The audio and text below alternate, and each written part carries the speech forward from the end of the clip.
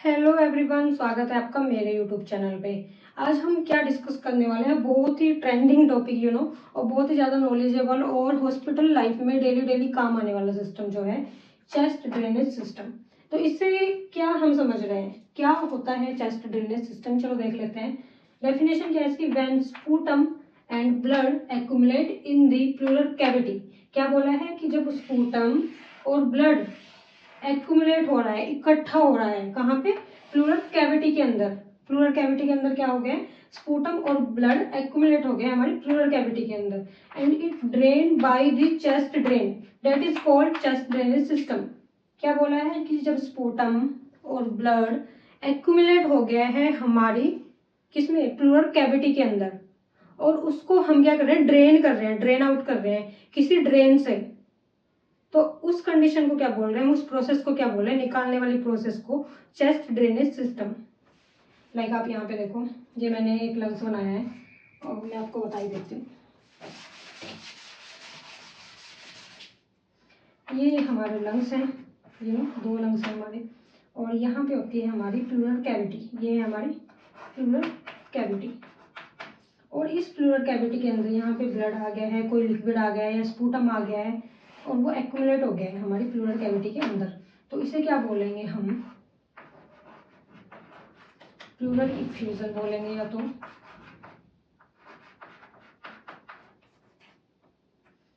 ठीक है, इसको क्या बोलेंगे, प्लूरल इफ्यूजन या प्लूरल फ्लूइड। इसको क्या करना है, हमें ड्रेन करना है, यहाँ से हमें इसे निकालना है किसी भी ड्रेन के थ्रू।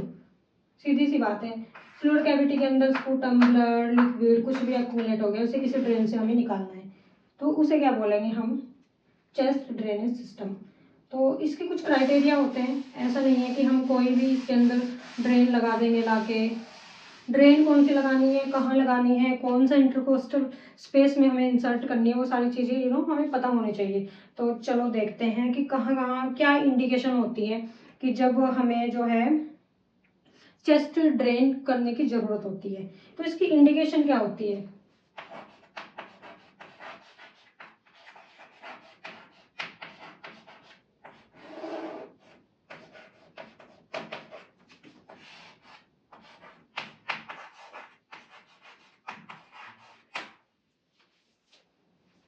मैंने क्या लिखा है यहाँ पे, अब एक बार बताओ। इंडिकेशन, चेस्ट ड्रेनेज सिस्टम के अंदर क्या आते हैं, इंडिकेशन। अगर हमें कोई चीज़ इंडिकेट कर रही है तभी तो हम उस चीज़ को निकालेंगे। कुछ हमें साइन दिख रहे हैं, लाइक हमें दिख रहा है कि पेशेंट बहुत जोर जोर से सांस ले रहा है, ब्रीथिंग डिफिकल्टी हो रही है उसको, या फिर वो टैकीकार्डिया में जा रहा है, या समटाइम ब्रेडिकार्डिया में जा रहा है, उसे हाइपोटेंशन हो रही है, बीपी बढ़ेगा नहीं, बीपी कम होगा, हाइपोटेंशन हो रही है। तो ऐसी ऐसी चीज़ें हमें देखने के लिए मिलेंगी पेशेंट के अंदर। और चेस्ट एक्सरे कराएंगे तो उसमें हमें इफ्यूज़न देखने के लिए मिलेगा। तो मेनली हमें पता चलता है चेस्ट एक्सरे से कि पेशेंट को न्यूमोथोरेक्स है, क्या है, वो सब चीज़ें देखने के लिए मिलती हैं हमें चेस्ट एक्सरे से। और चेस्ट एक्सरे में जब हमें इंडिकेट हो जाता है कि पेशेंट को न्यूमोथोरेक्स है ना, हीमोथोरेक्स है या फिर पायोथोरेक्स है, तो उस टाइम पे हम यूज़ करते हैं चेस्ट ड्रेनेज सिस्टम का। मतलब उसे हमें निकालना है, चाहे वो एयर है, लिक्विड है और फ्लूइड है, या फिर कोई ब्लड है, या फिर स्पूटम है, कुछ भी अगर हमारी प्लूरल कैविटी के अंदर है तो वो हमें निकालना ही निकालना होगा। तो चलो देख लेते हैं। अगर तो हमारे लंग्स के अंदर,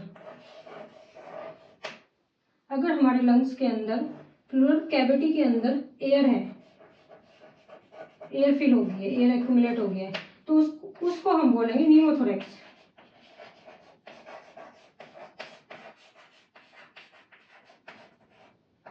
एयर का एक्यूमुलेट हो जाना हमारी प्लूरल कैविटी के अंदर, उसे क्या बोलते हैं हम, न्यूमोथोरेक्स। न्यूमोथोरेक्स हर एक चीज को नहीं बोलते, न्यूमोथोरेक्स सिर्फ इसको बोलते हैं जब एयर एक्यूमुलेट हो जाती है हमारी प्लूरल कैविटी के अंदर। तो उस कंडीशन को क्या बोलते हैं, उस टर्म को क्या बोलते हैं हम मेडिकल टर्म में, न्यूमोथोरेक्स। एंड लिक्विड में क्या होगा, अगर तो ब्लड एक्यूमुलेट हुआ है, ब्लड एक्यूमुलेट हुआ है हमारी प्लूरल कैविटी के अंदर, तो उसे बोलेंगे हम हीमोथोरेक्स। हीमो से याद रख, ब्लड से याद रखोगे आप, हीमोग्लोबिन से हमारा ब्लड बनता है, तो इसको हम क्या बोलते हैं, हीमोथोरेक्स। अगर तो पस बनी है तो उसे क्या बोलेंगे हम, पायोथोरेक्स। ये तीनों चीजें आपको याद रहेंगी एयर अगर एक्यूमुलेट हुई है तो उसको बोलेंगे हम निमोथोरेक्स, ब्लड एक्यूमुलेट हुआ है तो उसको हम बोलेंगे हीमोथोरेक्स, अगर पस एक्यूमुलेट हुई है तो उसको बोलेंगे हम पायोथोरेक्स। तो ये टर्मिनोलॉजी जो है हमें याद होनी चाहिए कि किस चीज़ को क्या बोलते हैं। हर एक चीज़ को निमोथोरेक्स नहीं बोलते हैं। मैंने बहुत सारे बच्चे देखे हैं वो बोलते हैं कि निमोथोरेक्स हो गया है, निमोथोरेक्स हो गया है, हीमोथोरेक्स भी बोलते हैं और हीमेटोथोरेक्स भी बोलते हैं, दोनों चीज़ें बोल सकते हैं इसको, हीमेटोथोरेक्स। ठीक है, तो ये चीज़ें जब भी स्टूडेंट्स को याद नहीं होती हैं कि मतलब निमोथोरेक्स किसको बोलते हैं या पायोथोरेक्स किसको बोलते हैं, हीमेटोथोरेक्स किसको बोलते हैं, तो ये चीज़ें याद करने वाली है, हमें पता होना चाहिए हर चीज़ निमोथोरेक्स नहीं होती। अगर हमें निमोथोरेक्स हो गया है या फिर हमें हीमेटोथोरेक्स हो गया है या तो फिर हमें पायोथोरेक्स हो गया है या तो स्पूटम एक्यूमुलेट हो गया है हमारी प्लूरल कैविटी के अंदर, तो कौन सी जगह है, मतलब पोजीशंस कौन सी हैं जहाँ पे हमें ड्रेन करना है, ड्रेन को इंसर्ट करना है, ट्यूब को इंसर्ट करना है। तो देख लेते हैं। तो क्या बोला है, second and third intercostal space anterior chest will for air removal. मतलब अगर हमें क्या हो गया है, निमोथोरेक्स हो गया है, एयर फिल हो गई है हमारे किसमें, प्लूरल कैविटी में। अगर एयर फिल हो गई है तो क्या करना है, हमें second and third intercostal space के अंदर, वो भी एंटीरियर चेस्ट में क्या करना है, हमें होल्ड करना है, वहां पे ट्यूब इंसर्ट करनी है, देन रिमूव करना है। न्यूमोथोरेक्स के लिए है ये, second and third intercostal space use करना है हमें इसमें।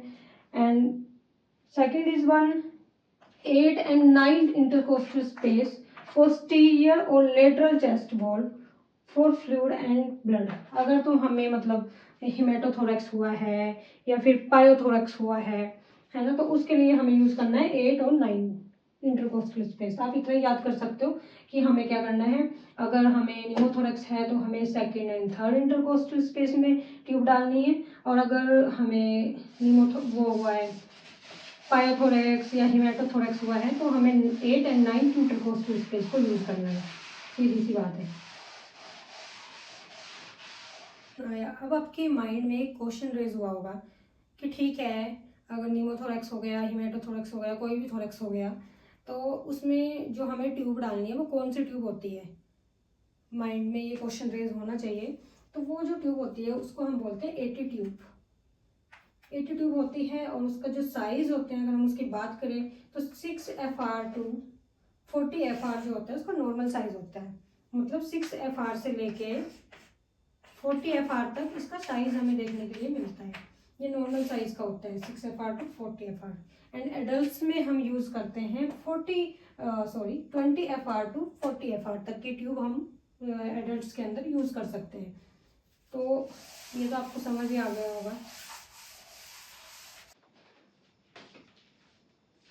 तो प्यारे बच्चों, डायग्नोस्टिक टेस्ट इसमें क्या रहेगा, चेस्ट एक्सरे। इसके अंदर हम क्या कराएंगे, चेस्ट एक्सरे करवाएंगे, जिससे हमें पता चले जो ड्रेन हमने डाली है वो एक्यूरेट डली है या नहीं, उसकी पोजीशन ठीक है या नहीं। इसका जो कंफर्मेटरी टेस्ट रहता है वो चेस्ट एक्सरे रहता है। और इसमें अगर हम पोजीशन की बात करें कि कौन सी पोजीशन बेस्ट है, कि अगर हमने पेशेंट को चेस्ट ट्यूब डाल दी है, ड्रेन आउट कर दिया है, तो पोजीशन इसमें जो रहेगी वो रहेगी हमारी फाउलर पोजीशन। अगर हम सेकंड प्रायोरिटी पे रखें, क्योंकि पेशेंट एक ही पोजीशन में थोड़ी लेटा रहेगा, तो सेकंड पोजीशन हम उसे लेटरल पोजीशन देंगे। हमें इसमें सुपाइन पोजीशन नहीं देनी है, पेशेंट को थोड़ा सा उठा के रखना है। 45 डिग्री पे आप रख सकते हो, लाइक ऐसे ऐसे बेड्स होता है ना, तो 45 डिग्री पे हम पेशेंट को रख सकते हैं। तो ये दो पोजीशन इसमें मस्त रहेंगी, first Fowler and second is lateral position.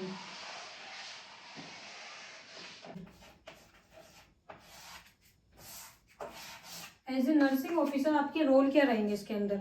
अगर हमने ट्यूब इंसर्ट करवा दी, डॉक्टर ने ट्यूब डाल दी है, और उसके बाद आपका क्या रोल रहेगा उसमें। एज ए नर्सिंग ऑफिसर आपको क्या देखना है, वाइटल मॉनिटरिंग आपको करनी होगी। वाइटल मॉनिटरिंग में भी हमें क्या करना होगा, सबसे पहले रेस्पिरेटरी रेट चेक करना होगा पेशेंट का। और रेस्पिरेटरी रेट चेक करने का बेस्ट मेथड है क्या, look, listen and feel. Patient की हमें क्या क्या करना है, पेशेंट को देखना है, फील करना है और सुनना है।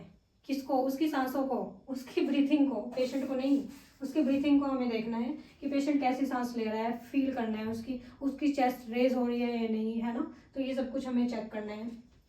अगर ड्रेन के अंदर 70 ml पर आवर से ज़्यादा हो जाए, 70 ml पर आवर से ज़्यादा फ्लूइड अगर ड्रेन के अंदर आपको दिख रहा है, 70 ml से ज़्यादा आ रहा है 1 घंटे के अंदर, तो आपको नोटिफाई करना है अपने फिजिशियन को, उनको बताना है कि ऐसा ऐसा हो गया है। एंड थर्ड वन इज आपको लीकेज देखनी है। आपको लीकेज कैसे देखनी है? आपको अगर आपको दिख रहा है जो ड्रेन है, अगर उसके अंदर बबलिंग हो रही है कंटिन्यूस में, तो आपको चेक करना है कि हमारी जो ट्यूब है वो कहीं से लीक तो नहीं कर रही है या कोई और इंडिकेशन तो नहीं है, तो वो सब कुछ आपको चेक करना है। देन आपको ड्रेसिंग करनी है 4x4 के गोज पीस से, फॉर लीकिंग वगैरह ना हो पे जहाँ से भी ड्रेन हमने डाली है। तो ये सारी चीज़ें हमें देखनी है। एंड लास्ट वन इज हमें ध्यान रखना है कि जो ड्रेन हमने डाली है, ट्यूब हमने डाली है, वो पेशेंट की चेस्ट से बिलो। ऐसा नहीं है कि चेस्ट यहाँ पे और यहाँ पे हमने उसकी ट्यूब टांग रखी है, तो ऐसा बिल्कुल नहीं होना चाहिए, क्योंकि ड्रेन ही नहीं होगा अगर आप प्रॉपर उसी पोजीशन पे आप उसको रख देंगे।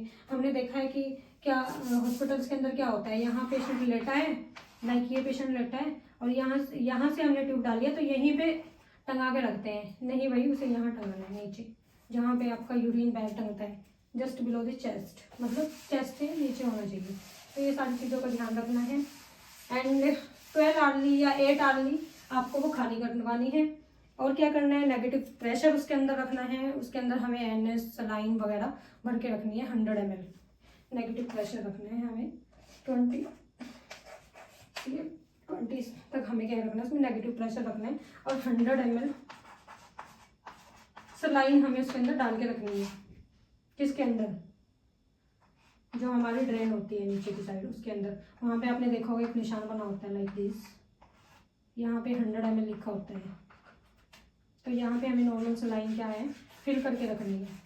इससे ऊपर जो आएगा वो आपकी एक्यूरेट होगी। लाइक यहाँ पे 70 ml है, यहाँ पे फिर 140 है, यहाँ पे फिर 210 है। तो ऐसे ऐसे अगर यहाँ पे 70 आ रहा है तो आप लिखोगे 70 ml, अगर आप देखोगे 140 तो आप 140 लिखोगे। देन उसको आवरली नोटिफाई करके आप उसको टोटल करके देन आप अपने डॉक्टर को बताओगे।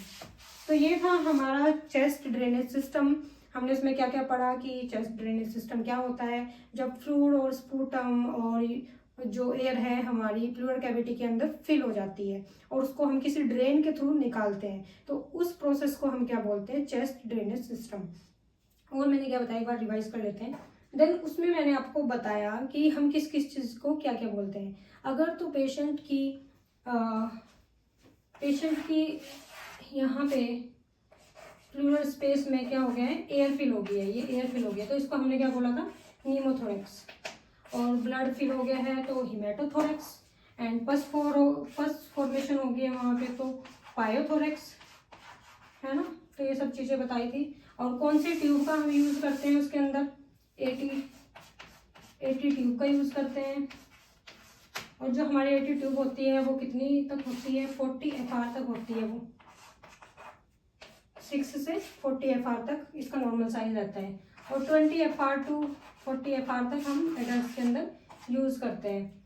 उसके बाद मैंने क्या बताया आपको, उसके बाद हमने पढ़ा था कि कौन कौन सा इंटरकोस्टल स्पेस, सेकंड और थर्ड जो हमने यूज़ किया था इंटरकोस्टल स्पेस जहाँ पे हमें ड्रेन करना है, उसे नीमोथोरेक्स के लिए यूज़ करते हैं। एंड 8 और 9th जो इंटरकोस्टल स्पेस जहाँ पे हमें ड्रेन करना है वो करते हैं हम हिमेटोथोरेक्स के लिए और पायोथोरेक्स के लिए। एंड रोल्स मैंने आपको बता ही दिए हैं। वाइटल मॉनिटरिंग करनी है, ड्रेन के अंदर कितना आया है, इनटेक आउटपुट रेशियो चेक करना है, लीकेज चेक करनी है, इंश्योर करना है कि हमारी ट्यूबिंग ठीक है या नहीं, कोई लीकेज तो नहीं है। 70 ml से ज़्यादा अगर उसके अंदर आ रहा है तो हमें अपने फिजिशियन को नोटिफाई करना है। और अगर आपको लग रहा है कि कोई लीकेज है, बबलिंग आ रही है, तो उसको भी आपको इंश्योर करना है, वहाँ पे आपको ड्रेसिंग करनी है। अगर आपको नहीं पता चल रहा है तो आप डॉक्टर को इन्फॉर्म कर सकते हो। और चेस्ट एक्सरे मैंने आपको बताया था, उसका कंफर्मेटरी टेस्ट है चेस्ट एक्सरे। उसमें हमें आइडेंटिफाई होता है कि एक्यूरेट ट्यूबिंग गई है या नहीं। तो ये सारी चीज़ें आज हमने डिस्कस करी है। और वीडियो को बहुत ज़्यादा प्यार दो, अगर वीडियो अच्छी लगी है तो लाइक करें, चैनल को सब्सक्राइब करें, ये सब कुछ करें। मिलते हैं नेक्स्ट वीडियो में, बाय।